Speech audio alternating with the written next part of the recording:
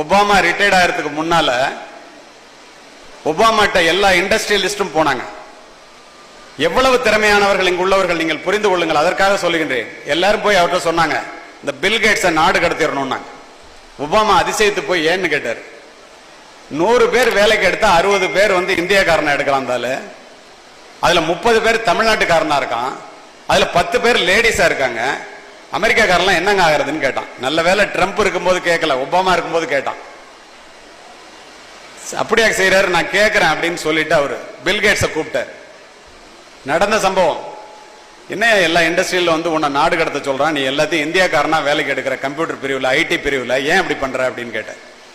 கொஞ்ச நேரம் யோசித்துட்டு பில்கேட்ஸ் சொன்னாரு, ஒபாமா அவர்களே, அதை போல் நான் 160 பேரை இந்தியர்களை எடுக்கவில்லை என்றால் இந்த மைக்ரோசாப்ட் நிறுவனம் அமெரிக்காவில் இருக்காதியா, இந்தியாவில் இருக்கும், அதை தெரிஞ்சுக்க அப்படின்னு.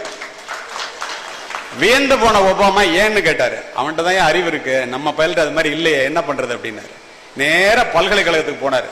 இது போன்றது ஒரு ஹால்ல எல்லாம் அமெரிக்க மாணவர்கள் இருக்கிற இடத்துல ஒரே ஒரு கேள்வியை கேட்டாரு.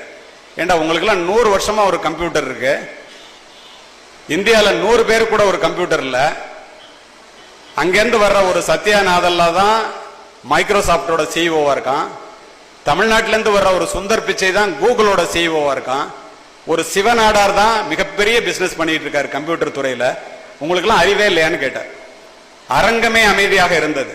இங்கு அமர்ந்திருக்கின்ற பெண்களைப் போல ஒரு பெண் ஆசிரியை மேடைக்கு சென்று, ஒபாமா அவர்களே அனுமதி கொடுத்தால் அதற்குரிய காரணத்தை நான் சொல்லுகின்றேன் என்றார்.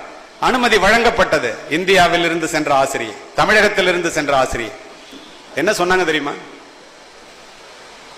அமெரிக்காவிலே மாணவர்களுக்கு ஆசிரியர்களும் பெற்றோர்களும் கல்வியை மட்டும் சொல்லித் தருகிறீர்கள், எங்கள் தமிழகத்திலே பெற்றோர்களும் ஆசிரியர்களும் மாணவர்களுக்கு கல்வியோடு சேர்த்து ஒழுக்கத்தையும் உழைப்பையும் சொல்லித் தருகிறார்கள். அத்தனை பேர் ஒத்துக்கிட்டான். அமெரிக்கர்களே பார்த்து நம்மளை ஒழுக்கத்தை பார்த்து ஆச்சரியப்படுறப்ப நம்ம எங்க போயிட்டு இருக்கோம்?